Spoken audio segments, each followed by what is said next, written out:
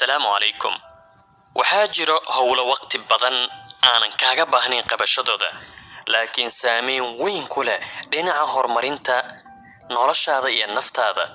Waxaa la yiri waqtigan aan ku jirno, zamankan aan ku jirno, ha u shaqayn si adag oo xoog badan ee u shaqee si caqliyeysan. Taas waxay ula jeedaan in fursado badan ay jiraan waqtigan haddii aan maskaxdeena adeegsano.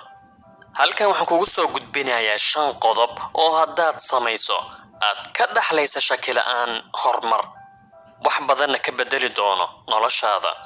qodobka koobaad, inta aadan seexanin kahor. mid ka mid ah ragga tijaabooyinkan sameeyay ayaa leh, waxaan ku takhasusay iibinta ama suuqgeynta marketinga.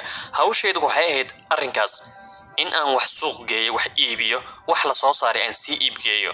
wuxuu leeyahay haddaba markaan shaqadayda rasmiga ah ka tago oo aan dhammeeyo oo aan guriga aado, wax yar nastana dadkuna kala seexdaan ayaa nadka ka baran jiray ayuu yiri.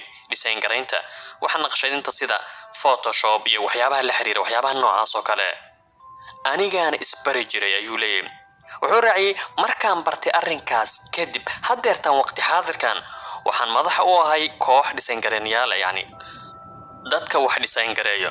wuxuu leeyahay waxa aad qabanaysa markaad hawshaada rasmiga ah dhamayso waa shay aad iyo aad muhiim u ah. haddii aad ku ekaato kaliya meesha aad ka shaqayso oo aad shaqo 8 saac la qabanayo aad noloshaada dhan ku xirto, aad soo kacdo berrina aad aado, wax kalena aadan kordhisanin, wax aad faa'iideysa ma laha. noloshaadana waxay ku jirtaa khatar. zamankan aan ku jirno, waqtigan aan ku jirno waa waqtiga wax isbaridda. qofku wuxuu haystaa fursado aad u badan in uu wax isbaro asagoonan iskool jaamacad aadin. waa waqti aad u sahlan inaad wax badan barato. qodobka labaad, akhrinta. wax badan ayaan ka soo hadalnay wax akhrinta. qoraalka maqaalkan wuxuu leeyahay, waxaan aqaanaa macallin jaamacadeed madow Maraykan ah kana soo jeedo qoys sabool ah, waana qofkii ugu horreeyay ee ehelkooda jaamacad ka galo. macallinkan jagooyin kala duwan oo muhiim ah ayuu jaamacadda ka qabtay ayuu leeyahay. markaan weydiiyay guusha ugu weyn ee uu xaqiijiyay noloshiisa, wuxuu igu jawaabay ayuu yiri, wax akhrintu igu soo kooba.